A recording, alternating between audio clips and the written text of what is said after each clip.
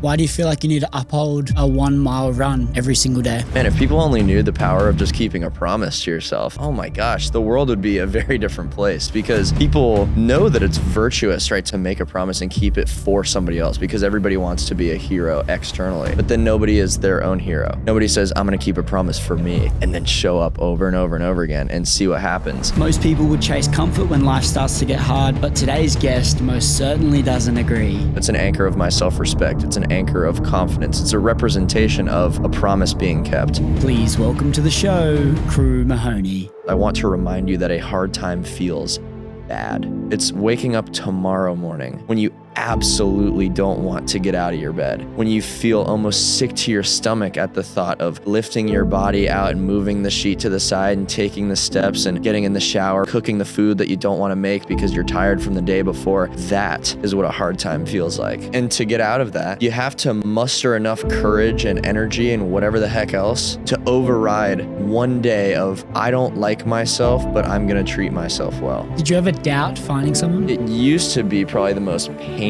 category for me to think about. For someone like myself, it's just very hard to make that decision and have kind of that level of certainty. Why? Because I think when you put so much work into yourself, you're afraid to give a part of yourself and then just have that taken for granted. I think what's changed is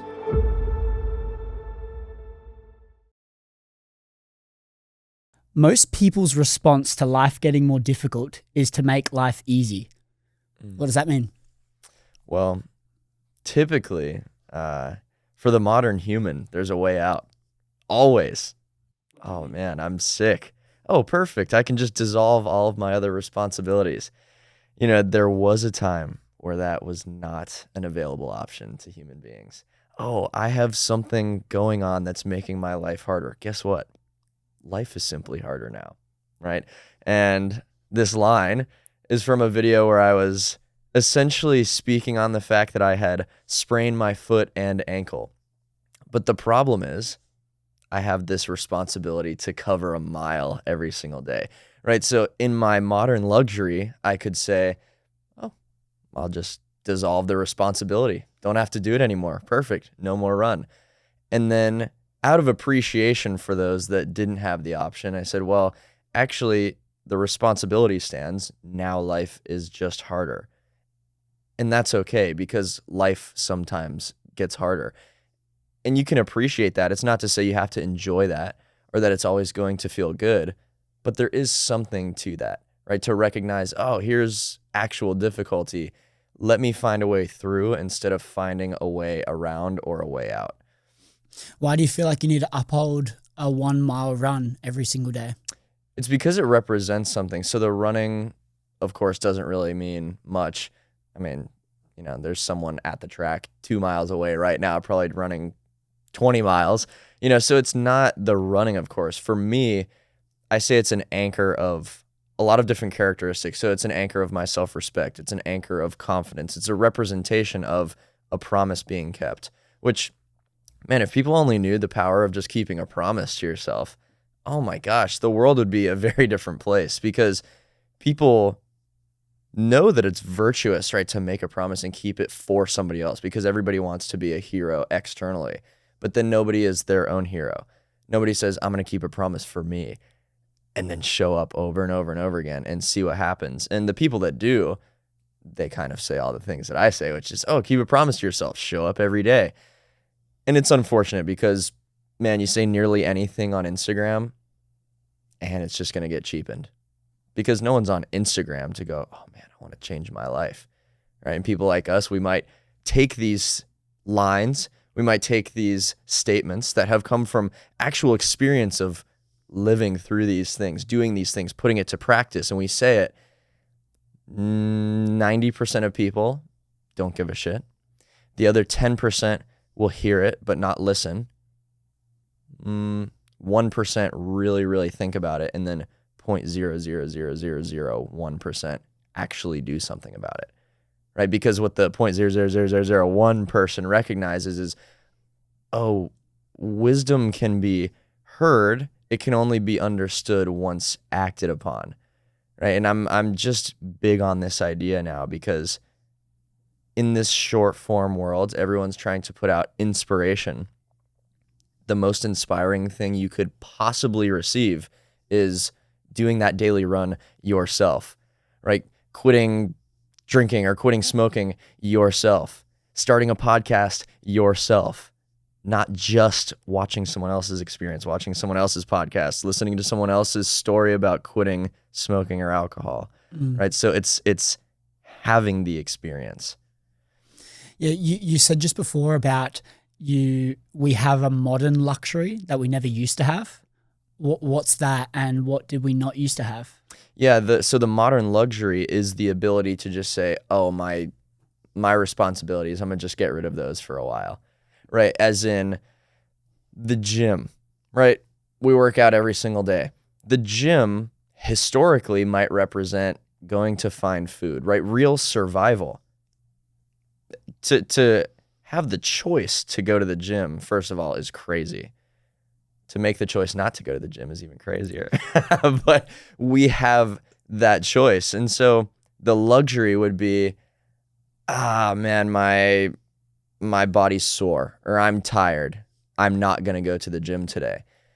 If that same kind of choice was made historically, it'd be, oh, I don't feel like it. I'm not going to survive today. You actually die. Right. And this idea I've played around with a lot, which I find so interesting, is the physical versus the emotional survival. So in this dynamic, right, we don't have to survive anymore. Literally, you could make it to, God, maybe 60, 70, just ordering Uber Eats every day, treating yourself like shit. The problem is the physical survival, which used to be the pinnacle of responsibility for human beings. It's now been replaced by the emotional survival, where you can exist, but now your internal battle has been heightened to the absolute peak, right? And now we have problems like, what's my purpose? Why am I here?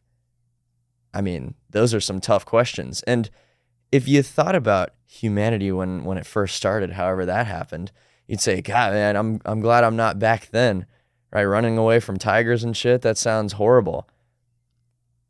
But they didn't have to wonder what their purpose was, because it was obvious. Make it to the next day, survive, don't get eaten by the tiger. It's free purpose. And now the ultimate responsibility of a human being is, oh shit, I have to find my purpose. And that's a pain in the ass, actually. It's really hard. Yeah, you said we don't need to survive physically anymore. The emotional death is the new problem.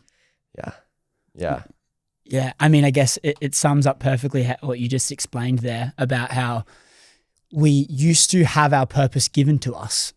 It was quite day and night, simple. Yeah. Now there's actually so much freedom and flexibility to kind of slack off. If we slack off, it's okay. We're not going to die. We still wake up the next day. We get on with our thing. But potentially there's that missing piece in us, that like lack of why, that you don't really have that spring in your step of what you're doing in your day. And then it's kind of this journey of trying to understand what that is for us. For you, do you feel like deep down that thing for us does align with what it used to be? Or do you think drastically it's different and everyone has to kind of change their life and blend into something that's new age, I guess? Yeah, it's a really good question, actually, because I think about this a lot in the sense that I get personally overwhelmed thinking, how can I make the biggest impact? How can I make the world a better place? How can I be an example of somebody that is a real individual, right? Is honest to who they actually are, treats themselves well. And then I think, does that align with what I would say, which is kind of plugging back into that historical humanity? I think it's okay that it's different, right? Because, Instagram wasn't a thing. Podcasts weren't a thing. Talking wasn't a thing at one point, right? And so I try not to be too strict about making sure that I'm ancestrally accurate, if that makes sense. But I think there's a lot to pull from that, which is why I often do. I would say on a daily basis, it matches a little bit closer to that historical humanity, big picture, I mean, shoot, I want to be a household name, right? Because I would like to be an example for people rather than, Kim Kardashian or whatever is the most popular right now. Yeah. So I want to have that kind of impact, but it comes from a simpler place, right? It's not being a freaking celeb. It's not just trying to be famous and be rich and just buy a bunch of cool stuff. It's based in a simpler, I guess, connection to humanity. Yeah. Do you know what I think it is if we just try and strip back all of the mental frames, the beliefs, all of the programming that we've been kind of onboarded throughout our life and go back to what our biology supports and is aligned with. And if we just kind of removed all of the social norms, all of the things that people tell you that you should do, and actually just get back to the core of the onion, like who we actually are, and make our decisions on the premise of what that person wants to do. I think if people did that, life would be a lot different for most people. But the reality is we just get so weathered and influenced by our surroundings, whether that's your surroundings you're viewing on your phone, whether it's your people around you, your parents, the teacher that teaches you English at school, like whatever it might be. All of these things are kind of weathering us, and it's adding more layers to the onion. And I feel like people go on this journey where they add all these layers and all these different beliefs, and then they need to try and strip them off to then find what's actually underneath this meat suit that we're walking around in. And then that's when they can actually start making steps towards their purpose, their mission, the things that excite them. It's not about the shiny things, the fame, the success. It's actually about being able to feel like you're truly aligned with who you are. And I think when you feel that, there's no need to prove yourself to anyone else. You don't really care about other people's doubts because you're so sure and certain on what you're doing and who you are. Yeah. And I think that's the thing. Like, okay, we don't know what our purpose is. Let's not seek to find it. Let's strip back the things that maybe aren't serving us so we can actually have free space to invite that thing in. Yeah, well, I mean, the thing that is keeping people from having clarity in that is that emotional death, right? Or just inability to survive emotionally. And, it goes hand in hand, because I think to be able to have the space to sit down and go, hey, what the heck do I care about? I mean, you're going to be the best at doing that after you run 5 miles, or after you go lift for a couple of hours, or after you go challenge your physical body, because there's a connection there. You know what I mean? If you're not inflaming your body and then bringing it back down, right, and having that push and pull of the high effort, and then, you come back to baseline, and you do it again, and you come back to baseline, then that's what your brain is doing. That's what your emotions are doing. And that's why you feel like shit. And then you watch an Instagram video and you go, oh yeah, dude, this guy's got it figured out. I resonate with this so much. And then you still treat yourself like shit, right? That is, if your body isn't moving, your mind is flying, right? And man, I'm an advocate of the overthinking and all that kind of stuff, because shoot, I mean, if your brain is working, that's awesome. But then it gets overrun. You can have the highest powered computer, but that fan starts rolling, it's going, and something's building in there, right? And if you don't give it the opportunity to quiet back and have the space and have the clarity, man, it's just turns into a mess. What's your idea of dialing back and having space and clarity? Yeah, I mean, if I just go run, or spend some time by myself, or I mean, it's really connected to lifestyle for me. My lifestyle includes so much of that. 0 days go by where I don't spend very intentional time sitting just with myself, wondering about life, trying to manage my emotions. And the ice bath and the running and kind of the core parts of the seemingly lifestyle routines are actually just examples of that. It's the practice of sitting with yourself, and it's difficult versions of that. But I think when you're able to access clarity in more and more difficult areas, then your clarity is more resilient, right? But people in a general sense, if you want to feel enjoyment or comfort, it's always, let me find the next thing that provides that, instead of, like you were saying, kind of peeling back the layers, right? Going smaller and smaller and smaller.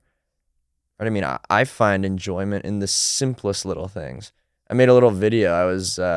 I talked about how my buddy and I were peeling an orange, and he just had an easy time doing it, and he was stoked about it. And I said, man, it's so funny that we just get joy from these tiny little things with our fruit that we get from the store. You know, and it's because, man, I'm not really seeking the next thrill. I find enjoyment in things smaller and smaller as life goes on, because there's a limit. Eventually you'll reach kind of the peak. There are people with the most money ever. The most money ever. The richest people in the world can literally buy any source of entertainment. But why do they still just have that pit in their stomach of, oh, there's not enough. I don't know what my life is about. You know, and then you have all these celebrities and politicians doing horrible things, to put it simply, because what else? You know, they have all the things, they've reached all the success, and they're still empty inside. You know, so let me try and go further. Let me take it to the next level, because they're seeking that thrill. Everything is internal. And I mean, the purpose and all those kinds of things, it's just a lot of work to sit there and you know, you don't get invited to clarity, you create clarity. Right? You don't just get given space, you create space. I wonder about this, like climbing to the next height. And if you, even those examples of the people in power, maybe that can have whatever they want, they kind of still try and do something that gives them a little bit of a thrill, something that kind of pushes them to that next level. Maybe it's like some sort of validation, some sort of career progression, some sort of like more publicity, whatever it might be. But potentially it could have some malicious intent. You wonder where it gets to that. Perhaps it's like, okay, well, we want to progress, but is it getting clear on why we're wanting to progress in the first place? Or is the desire to progress stripping away the actual enjoyment of the journey itself and the moments that we're in? Like sometimes I think about this a little bit and go like, sometimes I get like I overwork myself in the moment because I'm so busy chasing the next thing. And then I have this weird light bulb moment where I go, Chris, you're on a spinning fucking rock in the middle of space, and I'm filling my days with things to do just so I don't get bored. Yeah. I'm chasing some next goal so I have some sort of purpose and some sort of thing to strive towards. I'm hanging out with people that I love, but I still beat myself up because I maybe said the wrong thing or whatever it was. And I'm like, I'm on a spinning fucking rock. Yeah. Like, take a little bit of a breath.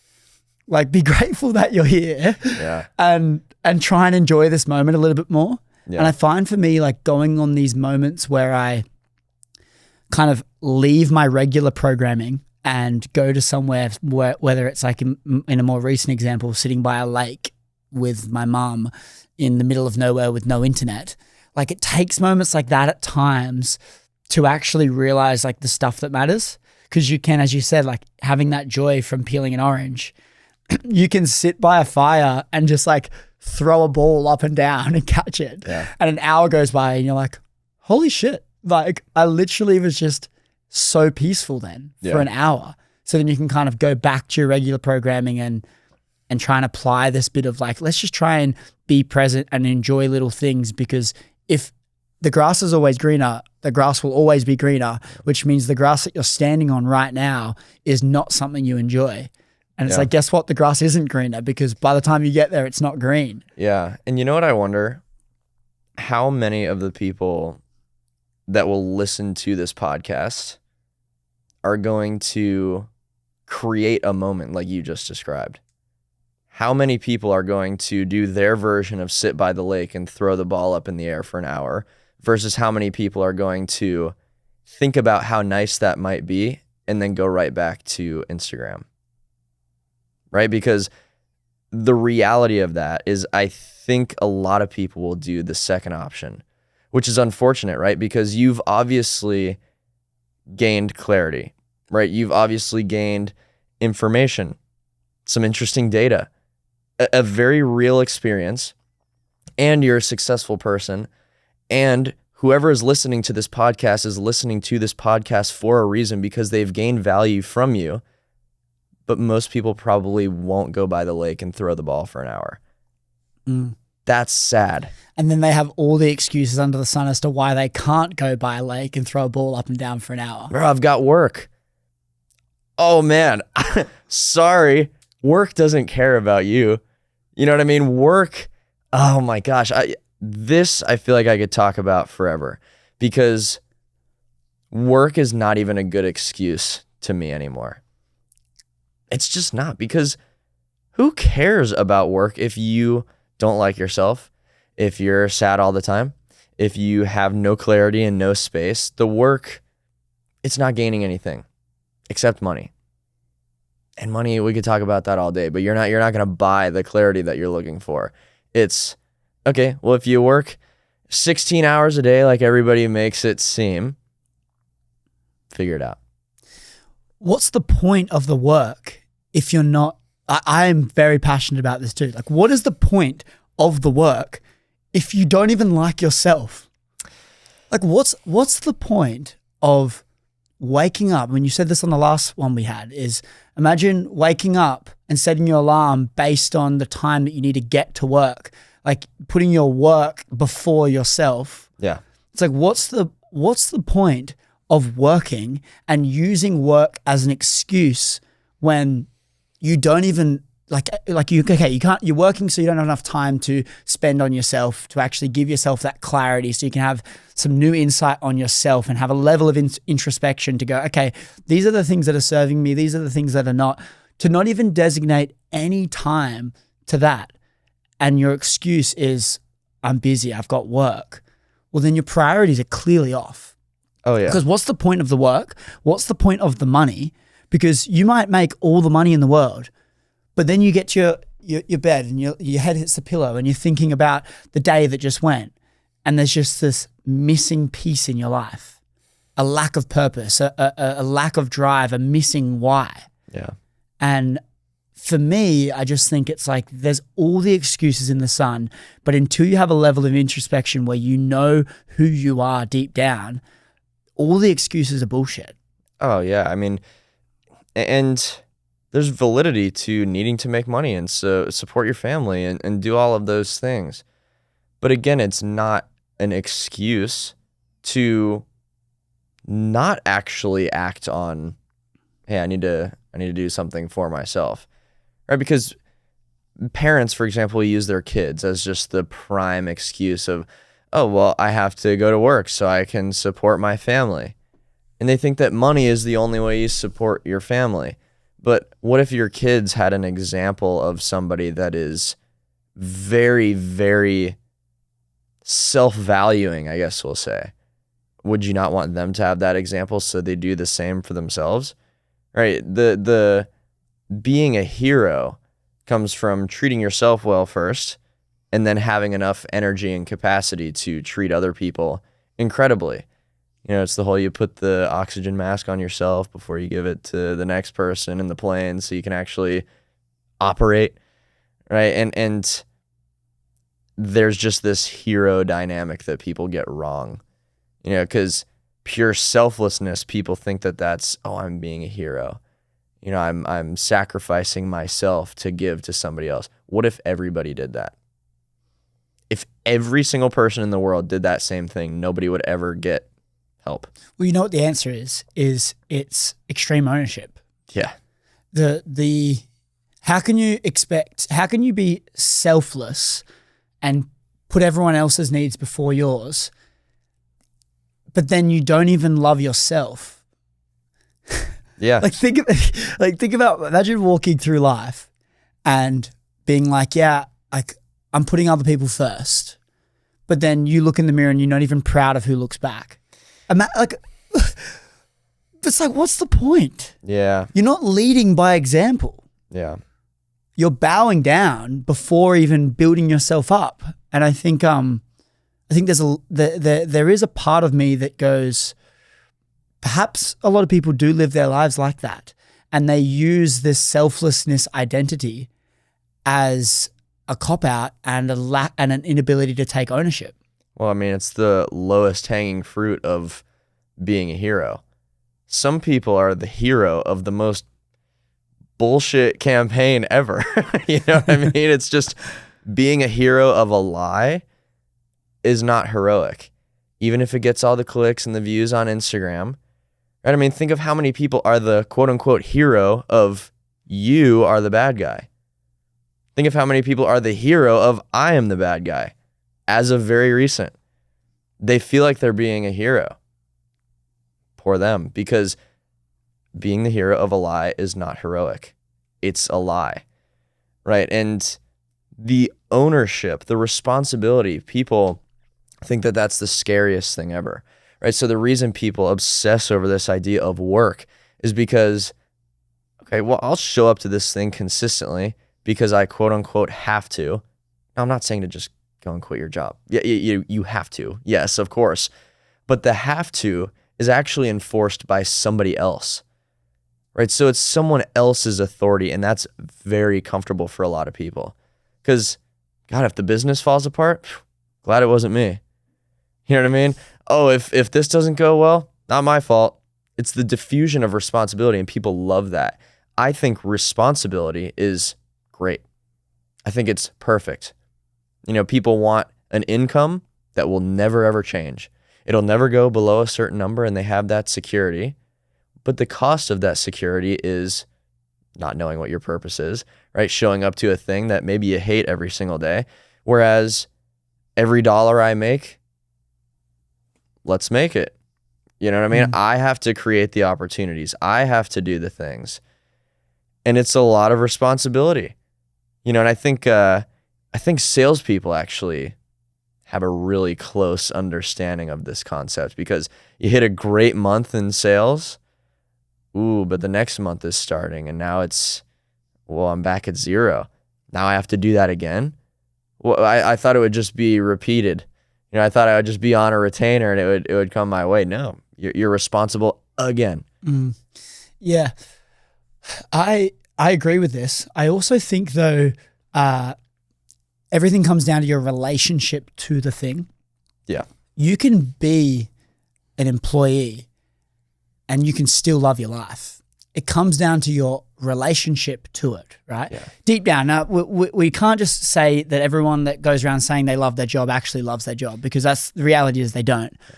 But I think the relationship to it is the thing that matters. You can truly love your job, and that's awesome. And I respect that wholeheartedly.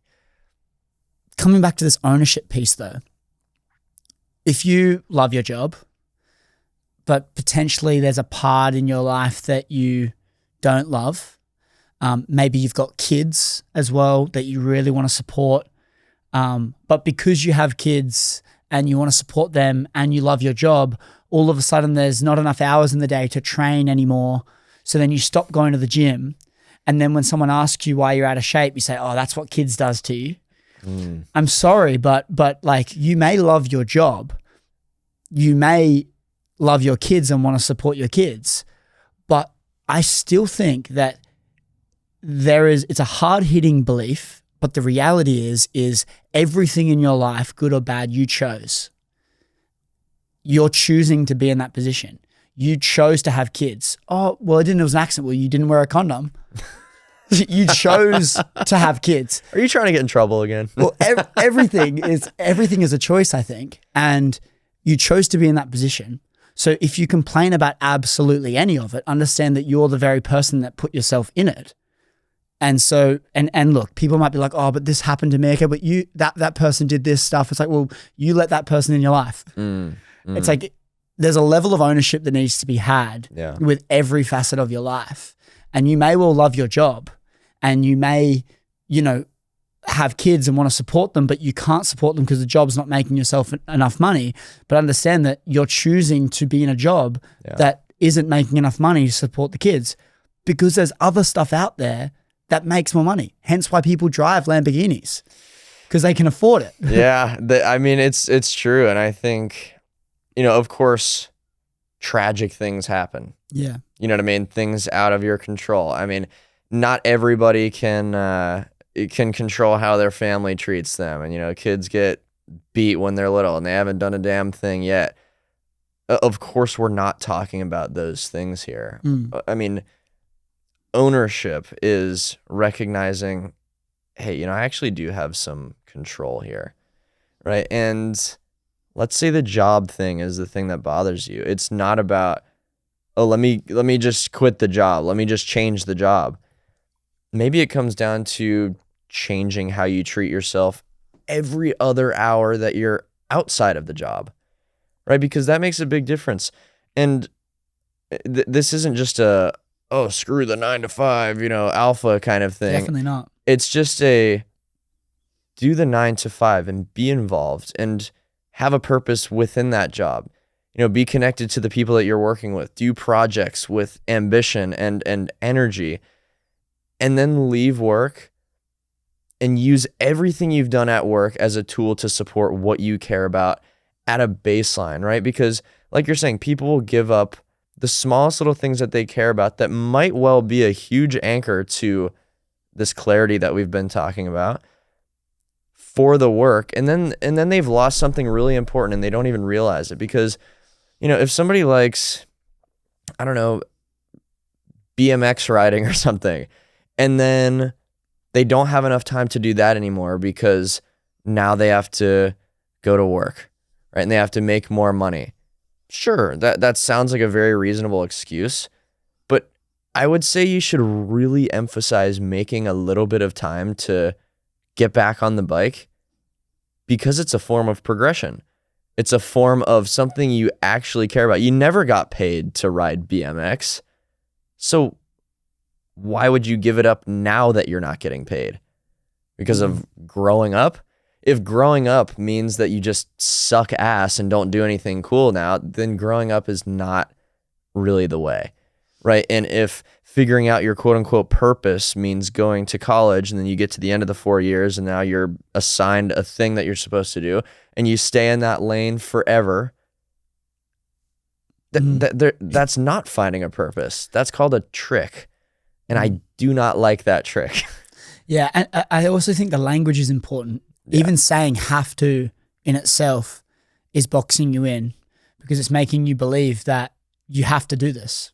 Yeah. Who said that you have to do this? Yeah. Or this doesn't?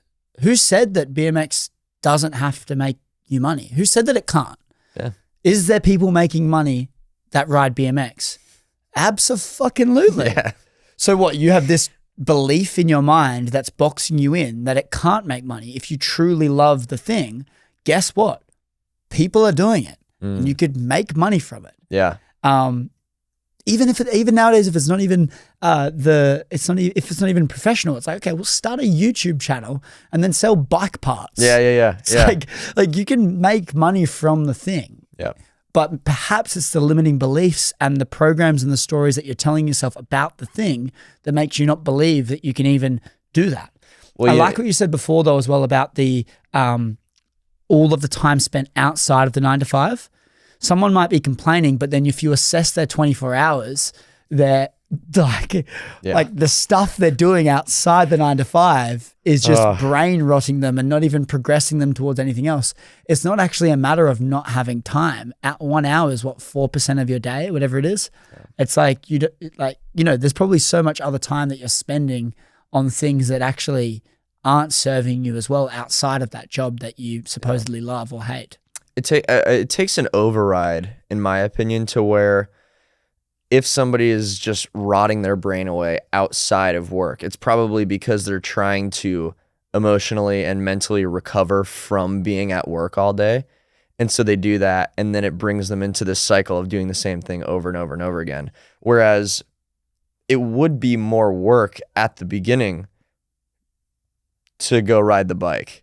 You know what I mean? Or to go for a swim or go by the lake and throw the ball for an hour. It would be more work because it's literally something to do versus nothing to do, right? So it's just taken as, oh, it's more energy. Just another thing to do. I'm tired. I don't want to do it. But the energy that you get from going to the lake and throwing the ball for an hour, it would be hard to compare. It's not even comparing the same thing because that is seemingly unproductive thing, but it's productive enough for you to have brought it up during this conversation to try and hopefully help somebody that's listening to this episode make their life better. Well, so there was really something to it. You know what I mean? But not making the time for it, you'll never receive the actual energy. But again, you have to override it. You have to bite the freaking bullet and go, I'm doing the thing. And you got to do that every single day. So then you can build that kind of energy. And then it feeds off itself. It's a positive feedback loop instead of a negative one. You mentioned to me with a post I did probably like 5 months ago now, you mentioned that you struggle to relate at times, and you are trying to weave in a part of your message that makes people and the audience relate to you because you feel like there is a lack of relatability with your life. Yeah. And you said it's a hard thing to navigate. Why do you think it's important trying to incorporate, I guess, relating to people, and why has that been a challenge?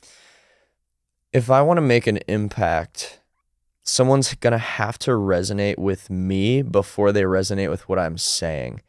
And I mean, we talked about this on the phone the other day, but the past couple of years, I have so heavily emphasized tightening the shit out of my words that I haven't emphasized who I actually am, i.e. the person saying the words, which matters so much more, especially in short form, right? With this age of social media, again, nobody's going on Instagram to go, man, I want to receive a message that's going to change my life.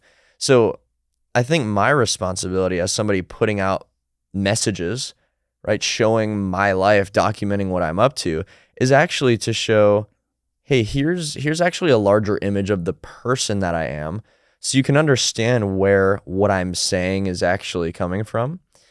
Because if you just wanted words, you could go to ChatGPT. But for some reason, people are on Chat CRU and they're listening to what I'm saying. So I'm going, okay, I need to be better about this. And I don't think it's that I'm not relatable. I think if we're practically speaking, the category of my life that I've chosen to emphasize and create routines around on social media is not what people would resonate with and what people can relate to, right? Because if I'm only documenting the first hour of my day, in most cases, right, or months and months ago, if that's all I'm doing, people are only going to see me in the mood of, oh my God, my life is so heavy and I want to be the best person I possibly can be, and I'm so tired right now, and I need to get across how much work I've put into myself, and no one will ever understand these moments of just sitting by myself for years, it seems like, just reflecting on these ideas. But I mean, come over to the house in the middle of the day. You know what I mean? It's completely different. I wouldn't say 10% of what I say at the house on Instagram, because it's crazy. You know what I mean? I'm always sarcastic, always joking around. That is my personality just as much as the prior is my personality in the first hour of the morning. It's just that outwardly I've only shown that first hour version, which is literally a disservice. Because if I ask myself, hey, what's the real purpose behind putting yourself out there? I would say, well, I want to be an example of somebody who takes their lifestyle and their health so seriously, damn near robotically seriously. But then I also want to have the realest personality. I want to be the person that will be honest and straight up and say the real thing and make horrible jokes and be the funniest person in the room and have the most energy, which usually that personality comes from the person that treats themselves like shit. So I go, okay, I want to scratch that. I want to treat myself so well. I want to be really good at what I do and what I care about, and have the personality that any person could relate to or at least look up to. Mm-hmm. And again, I have not been doing a good job of presenting that dynamic. Everyone's already seen David Goggins. You know what I mean? And even he's not doing a good job, because I guarantee he's funny as hell. It's the people that can present all of the sides, right? And funny enough, on social media, as you know, it doesn't matter what content you're putting out. You still have to build routines around it. You still have to be organized. So to think that putting out fun and lighthearted content is harder for me than to just put out serious content, even though a majority of my day is more aligned with being funny and lighthearted, it's hilarious, but it's real. And that's my job. Yeah, people follow people. And I guess when you are coming across as a robot, people aren't relating because they don't feel like you're a person. Yeah. Yeah. And perhaps it's the more of the pie that you can document, the more real you become. Yep. Because they're seeing all the pieces. The less you'll probably be pedestaled in a certain area, the more people will feel like they know you. And then the more people feel like they know you, the more they actually treat you like a human. They show up, they engage. And maybe that's why when you see all these people posting really raw content, they feel more real. And then people kind of are drawn towards that. Yeah, I think it's so true. Because if I wanted to be a celeb, I mean, it would just be a completely different approach. I mean, essentially being a celebrity, or an Instagram celebrity, the pursuit is, okay, what content can I put out that heavily disconnects me from the audience? To where now it's not this weird middle ground. It's just, oh, well, people praise God. People do the exact same thing with these Instagram celebrities where they think, I'll never have a life like that. I'll never go to the frickin' Bahamas for free and, travel wherever the heck I want and, have all these pretty people around me and drive in the Lambo. Oh my gosh. And then they just idolize, which I think we've talked about before.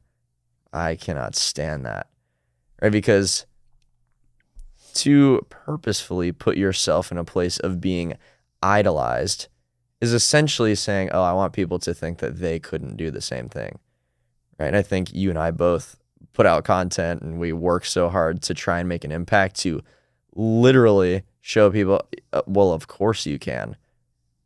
What the hell do you think is the difference? You know what I mean? We're sitting here in these chairs in the studio and we got the lights and we got the microphone or whatever. We're just two individuals that happen to be doing that. That is all. And it's so hard to break that barrier because if I could reach through my phone, tap on someone's shoulder and grab their shirt collar and say, look, we're here, then I would do it. But that screen, dude, I don't know what it is. Yeah, but it's not the screen. I think what we've achieved is a lot harder to obtain. And so there's far less of people that live the way we live. Yeah. And so the less of those people, the more valuable they're perceived. Everything's perception. Yeah. But the more valuable they're perceived because people want that life, but they do not have it. And so there's been a society where social media has played a massive role, and this, I guess the social status that comes with having a number on the screen attached to your name is something that is of value, that in our society, in human society and in Western culture specifically, is very valued. And so when you obtain it, it's just like pulling up in a Lamborghini. Yeah. It's like this thing that is valued. So I understand why people pedestal. And I guess it takes you to meet a couple of those people that you pedestaled for you to be able to remove it. But I understand. I've done it many times as well. It's like we look up to people, we show up in a different way, but maybe it's because there's a fear that, and the reason we show up in a different way is there is a fear of perhaps we're not going to be shown and presented the best way possible to these people when we meet them. And there's more risk because I don't want to get them on my bad side because I really look up to them or something like this. And perhaps there's like this dynamic that plays on internally that is making you show up in a different way, resulting in you pedestaling this person and treating them like they're not human. Yeah. Yeah. And I think, of course, the best creators are the ones that create less of that. It's more of a dynamic of, my friends are more jacked than me. What the hell? I need to start hitting the gym better. I need to be more consistent. It's more of that versus, oh my God, I'll never look like this person. I'll never be like them. It's just a different relationship. And I'm trying to create more of a environment, I guess, social media wise, that people can understand where I'm coming from. And I mean, I am how I am. I do happen to be a confident person.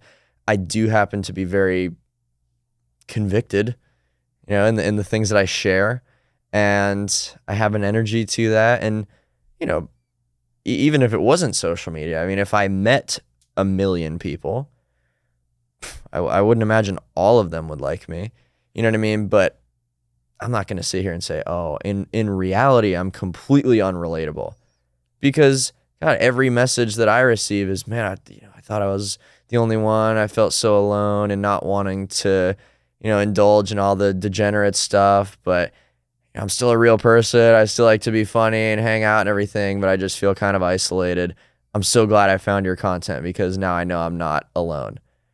Right. And so if that's what I'm receiving, right, and that's kind of the basis of why people might follow me, well, then I couldn't sit here and assume that I'm the only one either.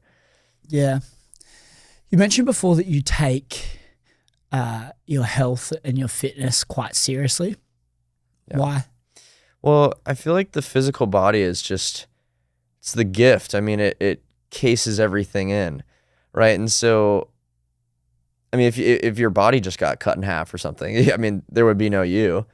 And so people try and dismiss the physical side because everything has gone mental and emotional, but they're so interconnected. I mean, it's the same thing. It's your body. And so it's very easy now to just dismiss treating yourself well, right? And if I eat bad today, it's not that big of a deal. I'll just let it go. It's fine.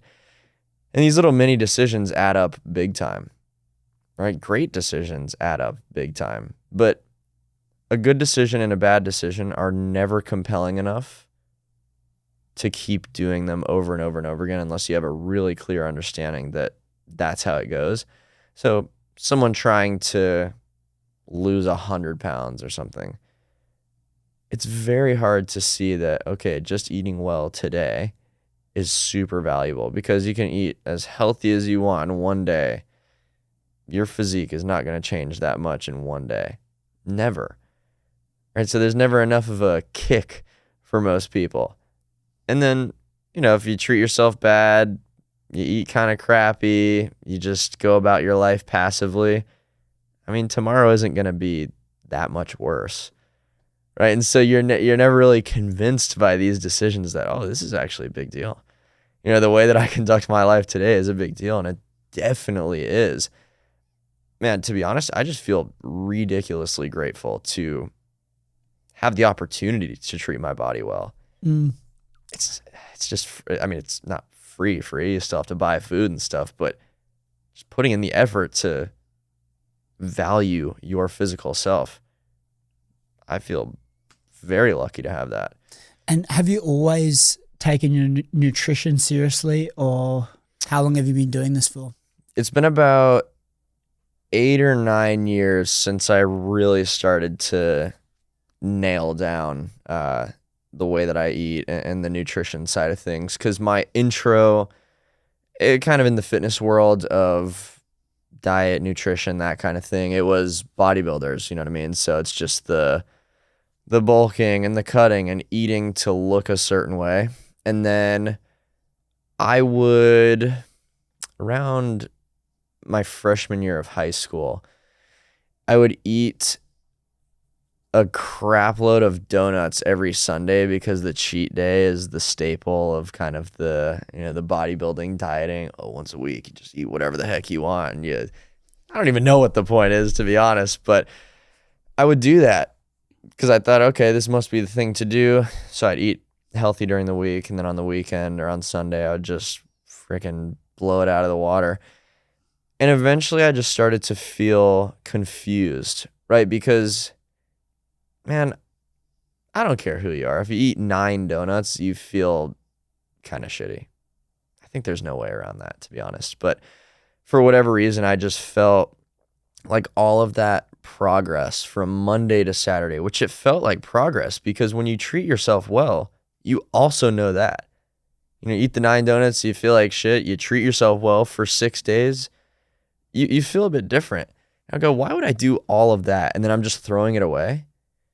The point of eating healthy is not to build a stack that you can take from. It's to continue building a stack of treating yourself really well. And then, I mean, really that results in liking yourself more. Aside from all the physical effects of just, I'm not freaking tired all day long. I'm not getting sick all the time. I just wake up, a little bit tired, do my morning routine. I feel great. I eat whatever I want. There's no emotional push and pull. I just eat healthy food every single day. I don't do cheat meals. I don't do highly processed foods. I don't go to restaurants. If I do, I just order the same thing that I would cook at home.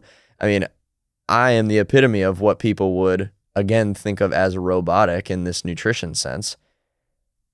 But I couldn't feel more free about it because I just eat healthy. And then in the realm of, what I've concluded to be healthy, which is always flexible and changing, dude, I eat whatever the hell I want. And that's true because I don't want the junk food anymore. I'm not attracted to things that make me feel bad. Genuinely speaking, I'm attracted to foods that are good. So I just eat beef and rice and steak and fruit all day long. And then I'll have some 100% cacao chocolate with raw honey and then more fruit, then more beef and rice, more fruit, some raw milk. I mean, it's just great. So how did it progress to that? You're listing all these whole foods and typically the foods you would see on people's Instagram stories with their chopping boards. How did it progress to that? And where did it start? And then how did it end up? Like what was your process from going, okay, 8 years ago, I'm going to start kind of eliminating this cheat meal thing. And then now all of a sudden you're at this state where you're kind of not even eating anything apart from whole foods. Yeah. How did it progress from there? Yeah. Well, so there's actually a pretty specific point I can make, which I think will be helpful as kind of a takeaway. But I was looking at nutrition facts, which is kind of hilarious. You know what I mean? Because if you're wanting to lose or gain weight, yeah, you need to know your macros and how many calories you're eating a day. I mean, I don't count calories or macros or anything like that. I just kind of eat instinctually within the variety of foods that I choose. But I would look at nutrition facts, and here I am eating damn cereals and stuff and these little microwavable meals and whatnot. And I'm looking at, how many carbs are in this? Okay. And I literally didn't even know what I was doing. And I can literally see an image in my head of doing that, at a certain time in my mom's house when I was younger. And I just look at the cereal box and go, yeah, oh yeah, this is good. This is good. Literally was just saying that. And then I started to look at ingredients. And I think shifting from looking at nutrition facts to looking at ingredients and then going, okay, what is this? What is this? And then you read the list of 50 ingredients and some, crackers or some shit at the store. And then you start to go, I don't even know what a cracker is. And then you kind of dive into trying to understand what you are actually putting in your body. And I emphasize this very heavily because in this nutrition space, people are going to make the animal-based diet case, and then they make the vegan case, and then you got the anti-seed oils, and then you have the I'm a scientist and seed oils are actually just fine. And you have all these arguments going on. And on a scientific level, I understand where kind of the ultra realist, hard ass people are coming from of it's not the seed oils, it's that you eat too much damn food. I get it.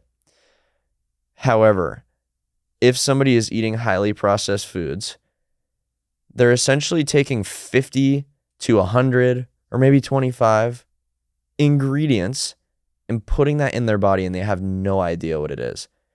Think of the relationship that that's creating. Just a pure mindless passive decision and I'm going to directly make that to my health. That is not good. Again, even if physically speaking, it's not unhealthy, what does it say about yourself to look at the back of a thing and say, oh, hydrodioxy, whatever the hell. I don't know what that is. Oh, I'm going to just put it in my body. That's a crazy concept to me. Mm. Have you heard of orthorexia before? Yes. Yeah. Yeah. The obsession to eating healthy. Yeah. And it's an interesting thing because I agree with you, and for my days I eat basically the same food as what you eat. I ate a pound of beef and 4 eggs earlier today. I agree with you. My problem is this orthorexia piece, and I experienced it firsthand, and I experienced myself going down that rabbit hole. Because as you said, it starts with looking at the nutrition label, then you look at the ingredients, then you deep dive into the ingredients, and it kind of goes down this progression of you probably first eliminated, maybe you might have eliminated like dairy, or you might have eliminated like something that you learnt online, and then next minute you go, okay, I'm going to eliminate all processed foods, and then I'm going to eliminate any refined sugars, and then I'm going to eliminate this, and then this, and then this, and then this, and then to the point where you're just eating beef and fucking eggs. And then you then go, okay, now I'm going to make sure it's only organic beef and organic eggs, and I'm going to no seed oils. I'm not going to use deodorant. I'm not going to do this. I'm not going to do this. Yeah. And you kind of get down to this route, which is probably to where you're at right now. Right. I look at the studies of, I forgot where it is, but the town that has the most people that live over 100, and they smoke cigarettes every day. And the thing that comes to my mind is the relationship to the thing itself is so important. Yeah. And the way that you're kind of showing up. And for me, I experienced when I was living in Bondi firsthand. There was 3 of us. We were all doing it. One of us was more extreme, and his result ended up being muscly but still quite anorexic from a body fat percentage, because you get to a point where you're not even eating the Christmas ham or turkey because it's got a brown sugar glaze on the top of it, and then you're opting to not eat any of the meat on the table at Christmas because it's got brown sugar in it. And I just go, at what point does this actually serve us? Like, at what point does the thing serve us? Have you thought about orthorexia? Have you ever kind of reflected on the extremity of potentially your restrictions? And I know you would say, oh, but I actually just choose to do this, and I want to, and if I was presented 2 things, I would anyway. Right. But I just often wonder if things can get too extreme, and they might have similar negative effects like maybe anorexia or something would from a mental standpoint. Yeah. But because it's masked with healthy eating, no one wants to talk about it. Right. Have you thought about this? Oh, I mean, of course. And it's the way you get there. You know what I mean? So if I was trying to solve a problem, essentially, and this is the mask, is just to have absolute control over everything. I mean, it's an absolutely different story, because if somebody were to go from the complete opposite lifestyle and then they just do what I'm doing, it would feel like a trap. Right? I mean, again, physically speaking, I don't actually know the science behind every single thing because I'm not a scientist, right? But I know the relationship with food and the things that you consume, right? It's about being mindful. So if somebody had a bad diet and they wanted to keep a bad diet, the only change that I would actually recommend is, well, just know that you have a bad diet. Just know what's actually in those foods and in those things that you're consuming, and then keep consuming them. It's not always about changing what you're doing. It's about changing the purpose or intentionality behind what you're doing, right? And so for me, a lot of people really value going somewhere new and trying all the food and having kind of that cultural experience, and, oh, I want to go to France and try all the pastries and whatnot. I literally don't care. But that's just me. if somebody had that priority and they do enjoy those things, I would not only say, yeah, I mean, I guess you could. I would encourage them to actively do that. If that's the truth though, right? Because some people will say they want to be really healthy or say they want to go on a diet and say that. I'll say, well, which one is it? Right. But again, with the obsession over it, I mean, I don't even think about it really. I just eat, and it's, I suppose it is kind of hard to believe that would be the actual relationship with it. But I've gotten to a point where my confidence is at a certain level and just my practice of my lifestyle is at a certain level to where, people aren't looking at me every day going, dude, you gotta try this. I think it's the position that you've put yourself in. It's like you're not at coffee shops where you're looking at croissants all day and things like this. Like you're probably not even, I mean, correct me if I'm wrong, but it's like you're not even presented with the temptations. It's like you don't want to eat chocolate, so there's just no chocolate in the fridge as well. Like you're not buying the chocolate, it's not put in the fridge, so you don't even think about the chocolate in the first place because it's not there and it hasn't been there. And I would suggest that the longer period of time in which you've lived in this way, the less desire you have to do the thing. It's the same with me. Like I don't drink alcohol. And I don't have urges to drink alcohol. Yeah. But like I used to, and it would get to Friday and I would want to drink. Right. It becomes a habit. It becomes the environment you're in. If you're out at bars all the time, like if that is what you truly think is fun, which there's so many other things that are fun. I used to think that was truly fun. And I thought it wasn't going to be fun when I eliminated that out of my life. And then you just get past that period where that's actually not even part of you anymore. And you find all these other things that are way more fun than doing that. In fact, that is like a scary environment to be in, which is how I feel right now. I mean, and dude, I could be in any environment. I don't care who's looking at me saying, dude, you got to try this. It's just, I'm good. Someone literally yesterday had a bag of gummy worms at Sprint Club. And he said, you want one? I said, no, I'm good, thanks. He said, dude, just have one. I said, you think I need a gummy worm, dude? And it's just, I wouldn't even consider reaching my hand. And that is literally a natural baseline for me. And look, what you're talking about is actually a huge part of overcoming addiction even. I mean, think about the person that is addicted to alcohol. You're not going to overcome that addiction at the bar. You have to spend enough time outside of that to then be able to maybe even re-enter the bar at some point and not be tempted to take part in the thing that was maybe destructive at a certain point. I was never really addicted to food. I'll be completely honest in saying that once I decided I wanted to be a healthier and healthier person, it was honestly pretty easy to cut out bullshit because I just found more purpose. And I went, man, I think there's a lot of really cool people out there and almost nobody takes the opportunity to just eat well all the time. And everybody says they eat well, and then sometimes they kind of go off the rails. And almost as, not really an experiment, but just to see, man, what would it be like if I just fueled my body well across the board? And then it just happened to work. I mean, for me, it's not really I had an autoimmune disorder, and then I started doing carnivore, and then my life changed, and now I'm a carnivore influencer on Instagram. It's just so far from that. For me, it was always a little bit more clear when I asked myself, why am I eating a certain way?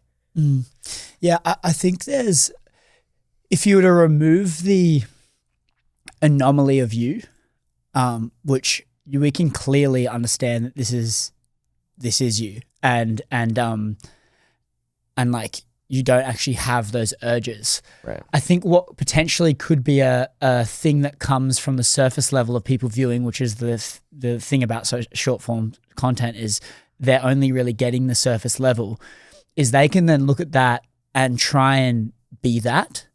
And the problem with that for me, And it's not your fault. It's just everyone's perception of what they're seeing. Everyone's going to have different ideas. But I think the thing is I come back down to this relationship to the thing specifically and going, we're operating in a society that all of these things are normal. So by you trying to go against all of these things, you are by choice not trying not to fit in at all. Yeah. Because you're going to be put in all these environments. If this is the way that you've been brought up and this is the things that you're currently doing in your day-to-day, you're going to be put in all these environments. You have a set of beliefs and conditioning that you like all of these things. So, and all the people around you, you've attracted them because you have the same likes. All the people around you like those things too. So by you deciding one day, okay, I'm going to go and cut out all of this stuff, it's a very lonely, isolating thing. And you start playing this war in your head because you look at your relationship towards the thing you're trying to eliminate is really bad. And I think this is the problem. This is why I don't like this concept of diets or going off drinking for 30 days, because your identity isn't changing. You're just trying to change the action. But the difference is there's a friction point because your identity is telling you that you are a drinker, but then you're trying not to drink. So then you're like, there's this disconnect where you're fighting with yourself. Whereas if your identity is that I don't drink, there's no fight when you don't want to drink. And so I think the relationship is the important thing. For me, I go to a cafe and I happily, without a single doubt in my mind, order an almond croissant, and I go back to my table and I say, this doesn't even go to the stomach, it goes straight to the soul, and I eat it with a massive smile on my face. My guilty pleasures are energy drinks. Yeah. I absolutely love them. I eat Whole Foods all day, but then I'll have a carbonated caffeine beverage probably every single day. And my relationship to it is like I'm truly passionate about how positive my relationship towards the thing is.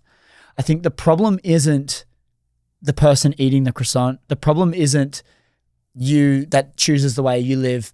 I think the problem is when your actions are going against your identity and you're choosing to just try and change the action and not change the identity, because what that happens is you start creating a war within yourself and your mind is never on your side, and then you never enjoy any of the things that you're doing in your life because you fucking feel like you're doing something wrong. You have this temptation and then you have this restriction and then you're just back and forth and you're in your own fucking head and it gets in the way of everything else in your life. I think it's the relationship that's so important. Man, it's 100% that. Because I guarantee you that given the croissant and given the energy drinks and given all of the Whole Foods, you're probably not thinking all day long about the things that you don't get to eat. Because if it was so true to you to eat those things, then you would, right? And if it was so fundamental to my personality to eat cookies or whatever, then I would. It's not, you know what I mean? Yeah. I think it's aligned, and it's a pisser of an alignment for most people, because the extreme, or the quote unquote extreme, it actually really works for me because it's just so simple.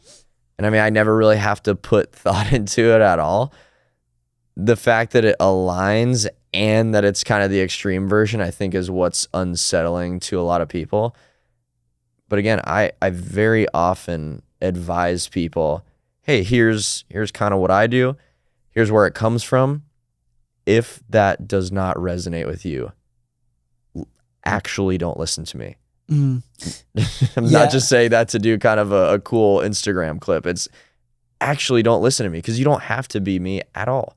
Yeah, but you can also have the awareness as the listener and the ownership to be able to take parts of a message and onboard them because they serve you, and disregard the things that don't serve you, and not just take everything that you say as gospel and then get mad because you don't agree with the gospel, but you were the very person that made up and defined it as gospel in the first place. When you can just understand that it's an opinion, onboard it if you like, disregard it if you like. I think it all comes down to this relationship piece. I honestly do. If you are in a position where you're trying to restrict something from your life and it is dictating your actions and you don't like your actions. So you really want to go to this family dinner and it's going to bring you closer to your family. It's going to build this connection. Potentially there's some extended family you don't see in a long time and you actually have always had in the back of your mind that you want to hang out with those extended family. But because you know that they're going to a Mexican place and you've decided that you don't want seed oils and all the Mexican place has seed oils, so you say no to that because you don't want to be presented with seed oils, but then by doing so, you sitting at home regretting the fact that you are ashamed by the fact that you can't spend time and build connection with your family. That's where I think your extremes are a problem. Okay. Money scenario. Because I will be the person that goes to the thing and doesn't eat. Straight up. Now, for somebody who has not built the confidence in making the change, right? So very reasonably, right? I'm not on a diet. It's just how I do things. But let's say somebody is actually on a diet and they're trying so hard to do the right thing because the wrong thing in their conclusion for that period of time is eating like shit. Maybe they've concluded that the seed oils, maybe they should cut that out, or the highly processed stuff, or going to restaurants or whatever else it is. And their whole family is involved in doing that sort of thing. The biggest part of staying on the diet, right? Doing the right thing for yourself is the confidence aspect.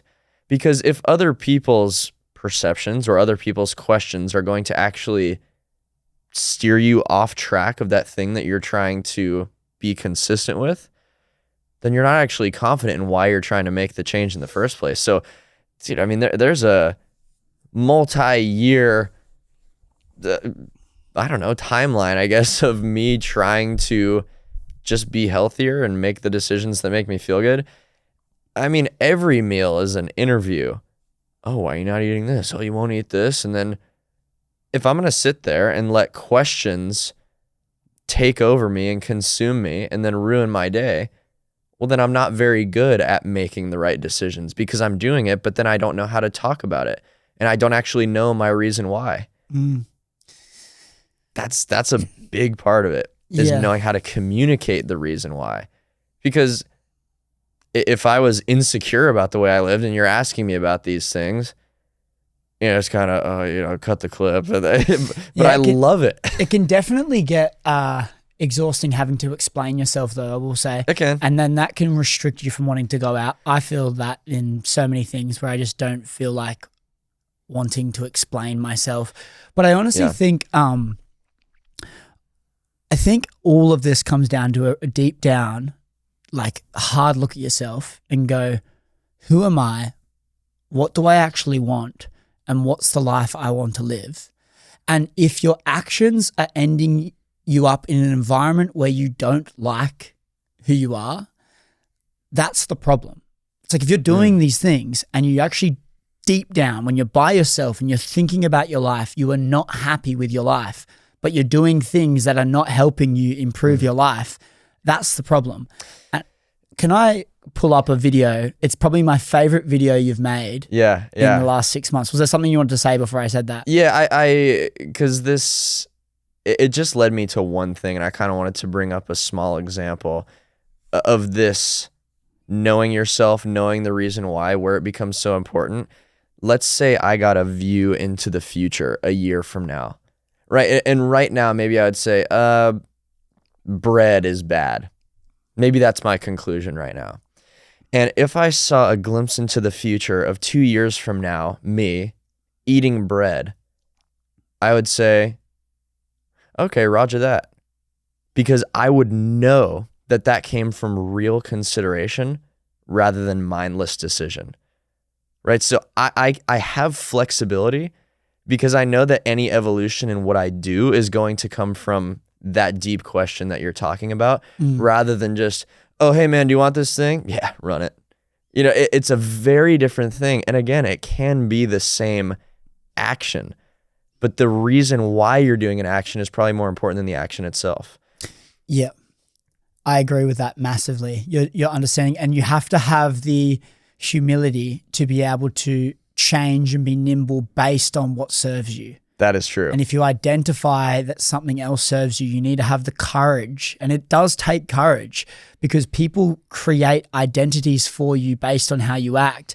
And if you're so strict in one way, people are going to define you as that way. So then when you change, people don't like to see change. Then they go, oh, well, what are you doing? So you're going back on what you said? Yeah. It's like, well, no, I'm actually having the humility to evolve from what I said, because I've found more information and I've determined that more things serve me and more things don't. Well, see, now here's a question, because you say it's tiring to explain yourself sometimes. Are you not, though, confident in multiple different categories of your life to where you love explaining yourself? Because I would almost prefer to go to the dinner so I can receive the questions, because I love explaining my reason why for things. Yeah, depending on the people, I love explaining myself to people I want to be a part of. Sure. Yeah. But if I go to a dinner with 15 people that I don't know, and it's through a connection that maybe I'm not like that trusting of the connections that they might have, right? I feel like, frankly, and there might be some ego getting in the way here if I have a hard look at myself. Frankly, there's probably a superiority complex when I'm sitting in that room going, there's probably some thought of potentially I do feel like I'm in a lot of areas more competent. And I actually, if you ask me outside of this dinner, do you want to go get coffee? I potentially don't want to. And so then for me, explaining myself feels draining, because I don't really feel like I should be in the room explaining myself to these people. Anyway. I understand what you're saying. Sure. I want to play this video. And I preface in saying that there's probably some ego in the way. But there's also a confidence piece where when you, and I posted a thing on my story the other day, the difference between ego and confidence, which was powerful. I wonder if I can quickly find it before I then play this video. Yeah, run it. But the difference between ego and confidence, it blew my mind. Yeah. Because I was trying to understand what the difference was, because I would consider confidence a very positive thing to have, and I would consider ego potentially a negative thing to have. Confidence is rooted in self-assurance and truth, doesn't need validation, makes others feel safe, inspired, or empowered, says, I know who I am and I'm okay if you don't. Ego, rooted in insecurity and comparison, craves recognition and superiority, makes others feel less than or dismissed, says, I need you to see how great I am so I can believe it too. Confidence is quiet, ego is loud. Confidence doesn't have to prove anything, ego always does. Yeah. I think so, and the recent adventure you've been on, we'll say, right? I literally saw you in one of your stories to say, I'm not going to keep harping on this, because what's the point? You know what I mean? And I recently just had a lot of people angry at me. And, I made one video clarifying what I said, and then never responded to anything after that. Yeah, I think and this is the same thing for me, is when they start coming at your character and they have massive influence, this is where I will, to some degree, respond so that my stance is in the ether somewhere. Yeah. I think no response still is a response. Yeah. And I think if someone has a lot of influence and they're coming at your character in a way that is actually not your character. Yeah. They're formulating a version of your character and then telling all their minions that this is his character when it's actually not. Yeah. I think that's where I will then chime in and share my thoughts in a really concise way. Anyway, I want to show you this video. It's probably my favorite one. It's one that makes me feel something, and I love it. And there's like some passion and conviction in it. I just want to play it. So let's get, I did this last time as well. Okay, yeah. Has the alcohol worked yet, or do you still wake up the next day with the same pain that needs to be swept under the rug even harder? Did the drink turn you into that better version of yourself yet, or does your personality still require that liquid confidence every time just to come alive? I suppose if drinking is your source of fun, a good time is defined by escaping yourself, even if just a little bit. And it doesn't seem that gratifying to me. You know, if you wanted to feel good without the poison, you definitely can, and a lot of people do it. But there's a heavy pressure of normalcy to break through if you're ever gonna find them and do the same.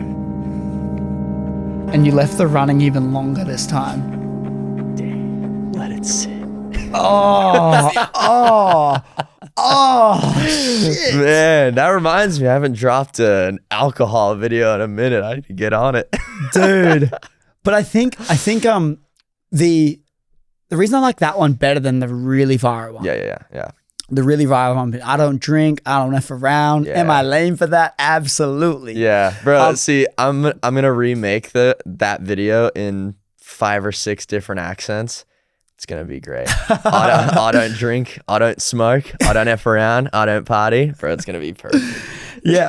Well, I think the thing is about this one is that is reminding. This sums up this awesome segment that we've been talking about, rooted deep down who you are and being clear on who that is. This is a message for the people that actually do not love themselves, and when their head hits the pillow, they actually aren't happy with their day. Like this is the message for these people. And then you're reminding them that, hey, you don't love your day, but going out and escaping and drinking and doing all these things is not helping your day. Alfie Robertson, my old roommate, Alfie Gets Hard, he made a thing about how don't drink if you don't love yourself. It's like if you want to have a beer, but you truly love your life and you're truly happy and proud of where you're at in your life, and you can have a beer and your relationship to it's quite good, and then you can get on with your day the next day and go, yeah, actually I'm fine. I don't even think about it. I don't regret it. I don't have any of this. And you can actually truly have this great relationship with yourself because you've built yourself enough where you're proud of where you're at. Okay. But if you're going out and drinking all the time, when you do not like your existence right now, there is more stuff you don't enjoy than you enjoy about yourself. Yeah. What are you doing? You're asking for that. You're literally putting yourself in that position and then complaining about having a full plate when your goal was to eat. In that example of like, okay, I do not like where I am, but I am voluntarily doing things that make me not like me even more. Yeah. I mean, and to get out of that, again, what I mentioned earlier with the override, you have to muster enough courage and energy and whatever the heck else to override one day of, I don't like myself, but I'm going to treat myself well. That is the real hard work. And then the next day, I still don't like myself, but I'm going to treat myself well. And that's why the dynamic of treating yourself like shit for a really long period of time is actually a very, very trapping kind of action, because you're going to dig yourself into the hole of, how am I supposed to treat somebody I don't respect and don't like well? Because if it was another person, you would never do that. Somebody just slaps you in the face over and over and over again and makes promises and breaks them and treats you like shit. You're not treating that person well. Well, to mend that relationship that you've built within yourself, you now have to treat that person well until you like them. Fuck, this is massive, dude. Really hard. Dude, this is, if we think about this short-term gratification in the sense, like resisting short-term pleasures in favor of something greater, it's so easy to write yourself off when you're so deep into a rabbit hole of bad, because you go, fuck, the actual pain of getting out of this is actually going to be a fair bit. Yep. And you haven't experienced the feeling of what it is like at the other side of the tunnel. So you don't have something so euphoric to tie yourself to keep you going in the dark time. So you need to rely on trust that it is going to be light on the other side of that tunnel. Yeah. And perhaps that's why it's so hard for people to get out of them in the first place, because they don't have the comparison point of the good. Yeah. They are so far gone that getting out of that is absurdly intimidating. So hard, dude. And so there's a level of empathy I have for the way that they're feeling. However, what's the fucking point of living? Yeah. Like, what else matters? It's a good question, bro. Like, what else matters? Yes, it's hard. Fucking good. Yeah. Like, as Jocko Willink says, good. If we look at all of the most life-changing moments in our life, were they hard? Yes. So if that's your pattern, you know that the hardest times, the harder it is, the greater the reward's going to be and the better the high is going to be on the other side. If you're in a dark place and you're struggling to make change, that struggle is the thing that makes it great. Yeah. It's going like the winners are the ones that have the ability to beat the pain, not dodge it. It's like you're not trying to dodge pain. It's your ability to beat it and bear the pain and keep going in the challenge. And when you can do that, you actually realize that the challenge is part of it. So then when you're faced by it, you're not even thinking about stopping. You're just going, okay, this is just another thing we've got to go over. This is all part of it. Man, it's tough because you know what a sick person can't resonate with for the life of them is someone who's healthy.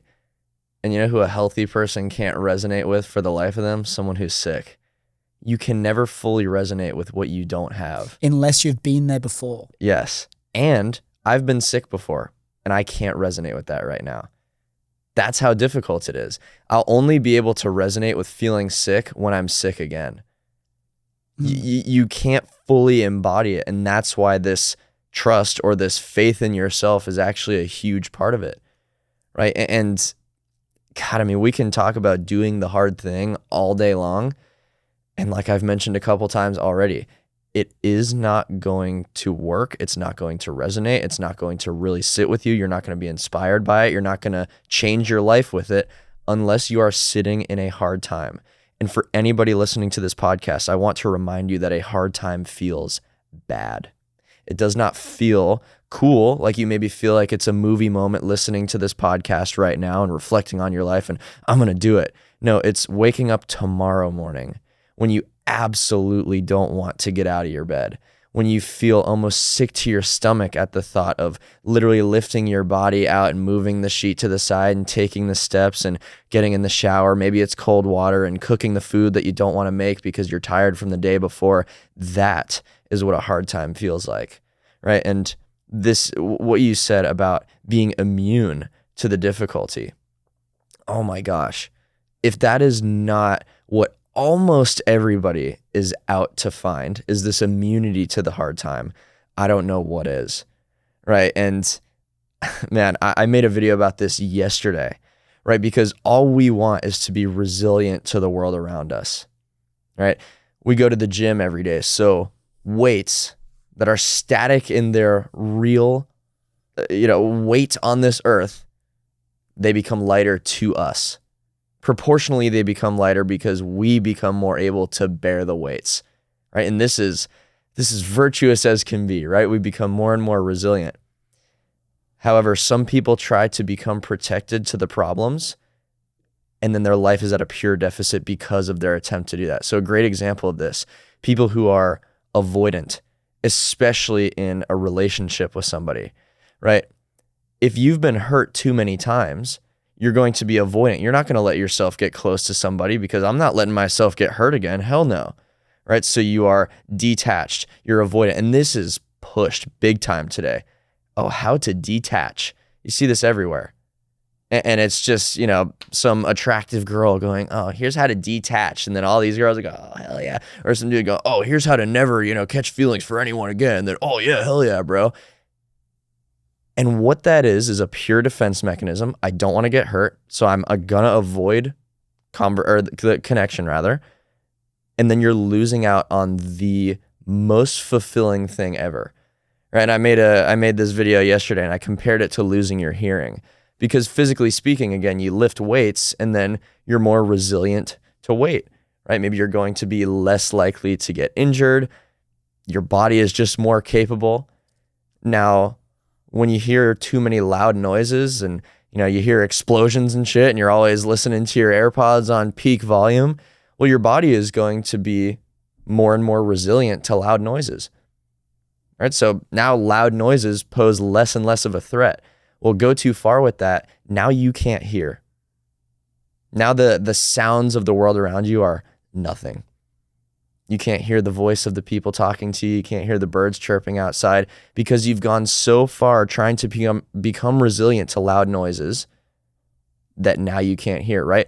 Try so hard to become immune to somebody else hurting you, and you're never going to experience the realness of an actual connection. This is the problem with trying to avoid any hard time, right? By avoiding the hard time, you're avoiding everything that you actually want.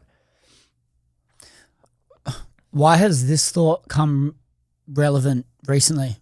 Man, I'm actually in an incredible relationship, which I'm just stoked about. And I often reflect on, the past, which has not always been that way.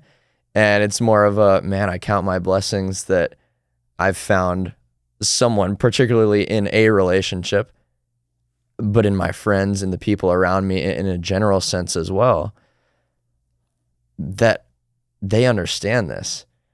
They understand that running away from a difficult time, right? Running away from a hard conversation, that doesn't get you anywhere. And when you're really sure of yourself and you want to stay in that conversation, right? You want to be vulnerable, right? You want to share really where you're at, and you want to find the other side with somebody else, and they're not willing to. That's a tough spot to be, right? And nobody wants to get hurt. I think everybody's main pursuit is to find someone. You know what I mean? I think that's got to be the foundation of nearly everything we do. Nobody just wants to make a shit ton of money just so they can sit there on their boat by themselves. They want to share that with people they love, right? They want to support somebody. They want to have added purpose.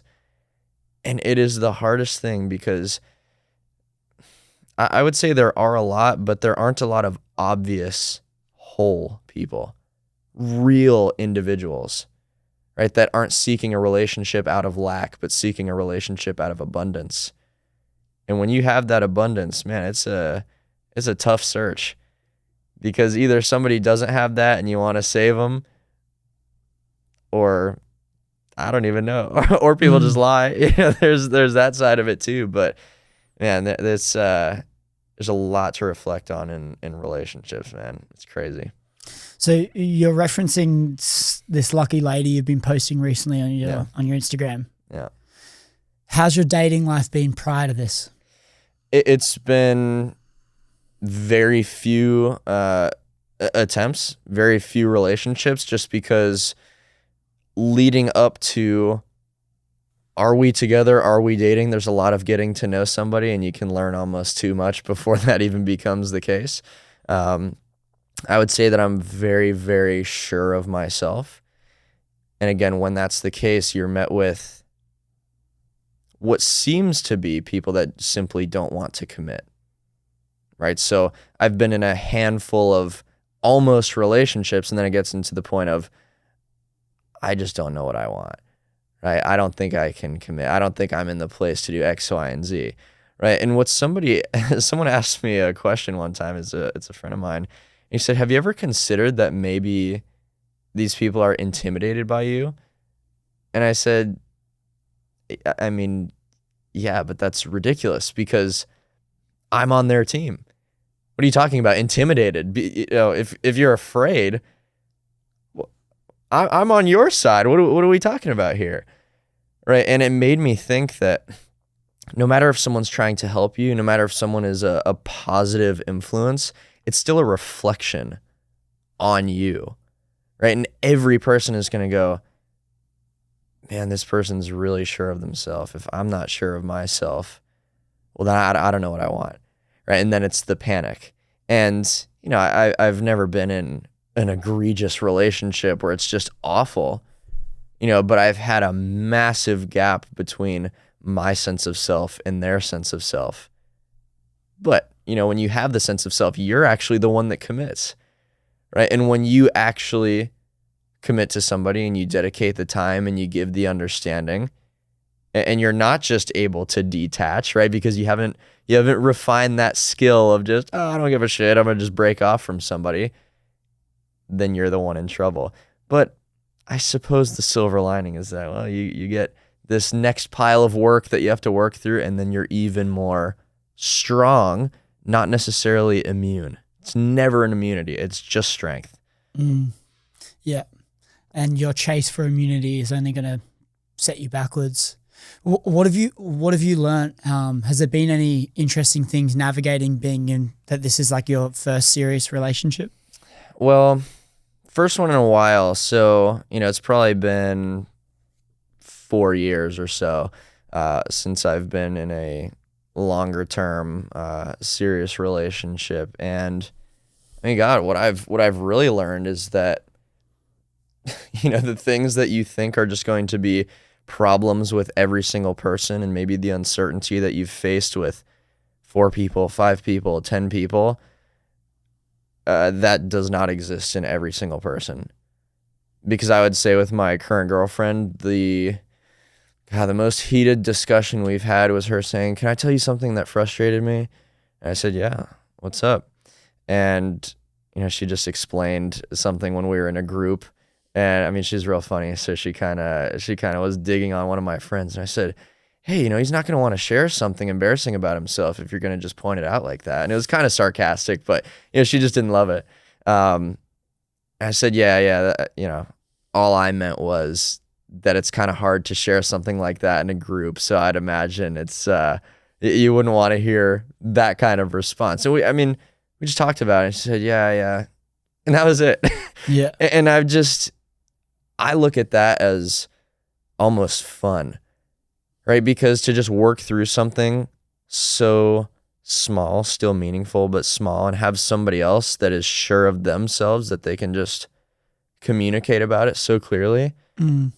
I mean, breath of fresh air like you wouldn't believe. I mean, it's the sickest thing ever. Yeah. And I guess the only caveat to that is an emphasis on appreciating their feelings, no matter how small you think that it might be as well. 100%. Being able to go, okay, the reality is that's how they've felt. So I need to respect that. I need to honor that. And yeah, but that's definitely something that's very powerful, being able to work through things and kind of remove any egos and any things, and just being able to have an open conversation. And it's hard, man. And in that example, right, there's a couple ways that I could have received what she said. Can I tell you something that frustrated me? And then I go, oh, well, what did I do wrong? And then immediately I'm in defense mode. And, oh, no, well, actually, right, you can take it that way. Or I can say, wow, I mean, to even be able to say, hey, can I tell you something that frustrated me? Saying that to me, you know what I mean? Wow, that's actually pretty commendable to be able to just speak up and say that sort of thing. And then I've already placed myself in understanding and saying, well, I mean, that takes courage.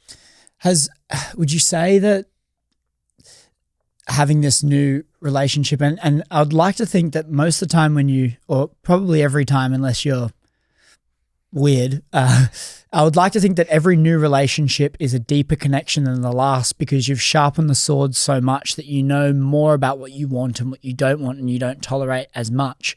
So then when you find someone new, the connection's stronger. So with that said, disagree or not, this relationship's probably the strongest connection you've had to someone in a romantic sense.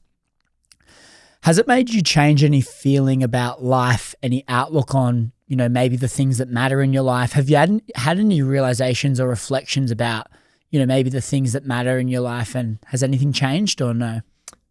I would say that really it's been more of a gift, and I'm not just trying to be toxically positive here and just kind of say something, but it used to be probably the most painful category for me to think about, right? Because to really be in a relationship and dedicate yourself to somebody, for someone like myself, it's just very hard to make that decision and have kind of that level of certainty. Why?